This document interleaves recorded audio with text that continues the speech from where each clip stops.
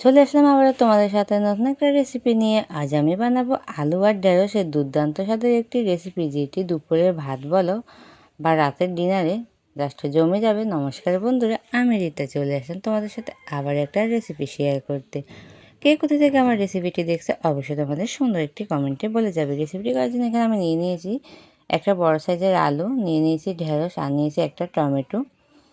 আর এখানে দেখো একটা কড়াই বসিয়ে দিয়েছি, কড়াইতে পরিমাণ মতো সর্ষের তেল দিয়ে দিচ্ছি। এখানে চাইলে কিন্তু তোমরা সাদা তেলেও রান্নাটা করতে পারো। তেলটা দিয়ে আমি কড়াইয়ের একটু সারা গায়ে দিয়ে দিচ্ছি, আর তেলটা গরম হয়ে যাওয়ার পরে দিয়ে দিব হচ্ছে কেটে রাখা ঢেঁড়সগুলো। কেটে রাখা ঢেঁড়সগুলো দিয়ে আমি এটাকে কিন্তু হালকা করে ভেজে নিব, খুব বেশি কিন্তু বন্ধুরা আমি এটাকে ভাজবো না। ঢেঁড়সটাকে আমি একটু নাড়াচাড়া করে কষিয়ে নিচ্ছি। আমার চ্যানেলে যারা নতুন বন্ধু আছো, ভালো লাগলে আমার চ্যানেলটি সাবস্ক্রাইব করে আর পাশে থাকা নোটিফিকেশানটি অবশ্যই অল করে দেবে। এরপর দেখো ঢেঁড়সটা কিন্তু বন্ধুরা আমার ভাজা হয়ে গেছে। এখন আমি ঢেঁড়সটা নামিয়ে নিই। ঢেঁড়সটা ভাজার সময় কিন্তু আমি লবণ বা হলুদ কোনোটাই কিন্তু ব্যবহার করিনি।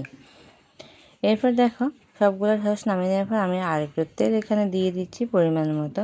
তেলটা আবারও গরম হয়ে যাওয়ার পর আমি এখানে দিয়ে দিব হচ্ছে একটা শুকনো লঙ্কা। শুকনো লঙ্কাটা দিয়ে আমি 10 থেকে 15 সেকেন্ডের মতো ভেজে নিয়ে এতে দিয়ে দিচ্ছি হচ্ছে পাঁচফোড়ন, আধা চা চামচ পাঁচফোড়ন। আর শুকনো লঙ্কাটাকে আবারও আমি 10-15 সেকেন্ডের মতো ভেজে নিচ্ছি। এরপর আমি দিয়ে দিব হচ্ছে আলু, কেটে রাখা আলুগুলো আমি দিয়ে দিচ্ছি। এখানে তোমরা কিন্তু আলুটা কম বেশি দিতে পারো, আমি এখানে বড় সাইজের একটা আলুই ব্যবহার করেছি।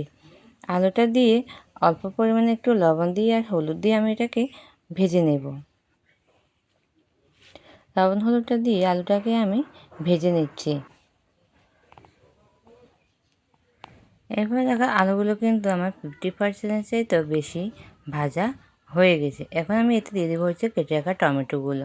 কেটে রাখা টমেটোটা আমি দিয়ে দিচ্ছি, দিয়ে আবার এর সাথে অল্প পরিমাণে একটু লবণ দিয়ে দিচ্ছি টমেটোটা, তাহলে খুব তাড়াতাড়ি কিন্তু নরম হয়ে যাবে।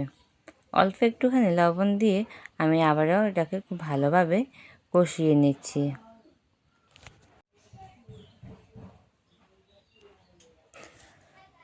এরপর কষানো হয়ে গেছে খুব সুন্দরভাবে, দেখতে পাচ্ছি আলুগুলোও কিন্তু বন্ধুরা সিদ্ধ হয়ে গেছে খুবই সুন্দরভাবে। আর এখন আমি এতে দিয়ে দিব হচ্ছে কিছুটা মশলা। এতে দিয়ে দিচ্ছি আমি আধা চা চামচ আদাটা দিয়ে আমি একটু নাড়াচাড়া করে কষিয়ে নেব, তাহলে আদার কাঁচা ফ্লেভারটা কিন্তু চলে যাবে।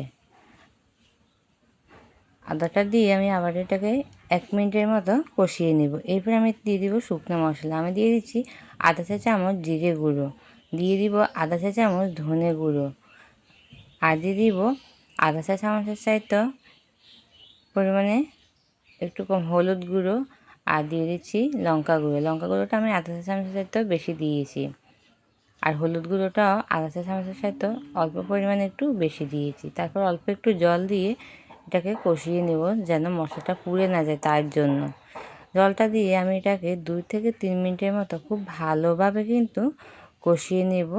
আলু টমেটো আর মশলাগুলোকে খুব সুন্দরভাবে বন্ধুরা কষিয়ে নিচ্ছি। আমার ভিডিও যদি তোমাদের ভালো লেগে থাকে অবশ্যই প্রিয়জনদের সাথে শেয়ার করতে ভুলবে না, আর বেশি ভালো লেগে থাকলে একটা হাইপ করে দেবে। এরপর আমি ভেজে রাখা ঢেঁড়সগুলো দিয়ে দেব। ভেজে রাখা ঢেঁড়সগুলো আমি দিয়ে দিচ্ছি, দিয়ে খুব ভালোভাবে আমি আবারও নাড়াচাড়া করে কষিয়ে নিচ্ছি। এটি বানাতে যতটা সহজ বন্ধুরা, খেতে কিন্তু অসাধারণ হয়। তোমরা একবার খেলে বারবার খেতে মন চাইবে, এতটাই দুর্দান্ত হয় এই রেসিপিটি। আর ছোটো থেকে বড় সবাই কিন্তু খুবই পছন্দ করবে এই ঢেঁড়স আলুর এই রেসিপিটি। এরপর আমি এতে দিয়ে দিব হচ্ছে লবণ। আমি এখানে আবার অল্প পরিমাণে একটু লবণ, টোটালি আমি এই রান্নায় 1 চা চামচের চাইতে অল্প একটু বেশি লবণ ব্যবহার করেছি। লবণটা দিয়ে আবার খুব ভালোভাবে কষিয়ে নিয়ে আমি এতে দিয়ে দিব হচ্ছে জল। এখানে আমি কুসুম গরম জলটা ব্যবহার করছি। জলটা আমি খুব বেশিও দিব না, আবার খুব কমও দিব না, পরিমাণ মতো জলটা দিয়ে দিয়েছি। জলটা দিয়ে নাড়াচাড়া করে নেব। আমি এখানে পরিমাণ মতো জল দিয়ে দিয়েছি। এখন এটাকে আমি ফুটিয়ে নেব 5 থেকে 6 মিনিটের জন্য। আমি এর মধ্যে অল্প পরিমাণে একটুখানি চিনি দিয়েছি। তারপর দেখুন নাড়াচাড়া করে নিচ্ছি, আর এটাকে এখন আমি ফুটিয়ে নিব 5-6 মিনিটের জন্য। 5-6 মিনিট পর দেখতেই পাচ্ছ বন্ধুরা, এটা কিন্তু আমার হয়ে এসেছে। আজকের এই রেসিপিটি তোমাদের কেমন লেগেছে তোমাদের সুন্দর মন্তব্যে অবশ্যই বলে যাবে। এরপর দেখো আমার সবগুলো কিন্তু খুবই সুন্দরভাবে ঢেঁড়স আলু সব কিছুই কিন্তু সেদ্ধ হয়ে গেছে, দেখতেই পাচ্ছ।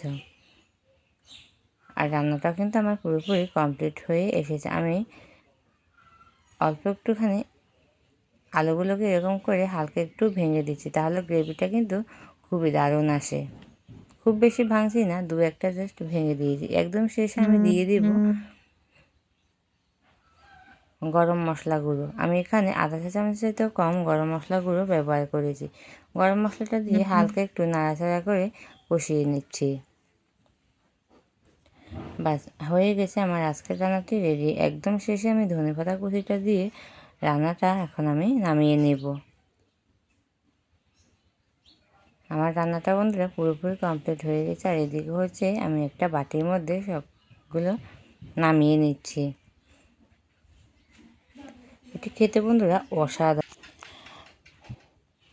আজকের মতো বিদায় নিলাম। দেখা হবে তোমাদের সাথে আবারও নতুন একটা রেসিপির সাথে, নতুন একটা ভিডিওর সাথে।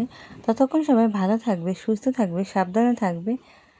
আর আমার ভিডিওটি বেশি বেশি করে শেয়ার করে দিবে। সবাইকে অসংখ্য ধন্যবাদ ধৈর্য ধরে সম্পূর্ণ ভিডিওটা আমার সাথে দেখার জন্য। আর তোমাদের সুন্দর কমেন্টে বলে যাবে কেমন হয়েছে। সবাই ভালো থেকো।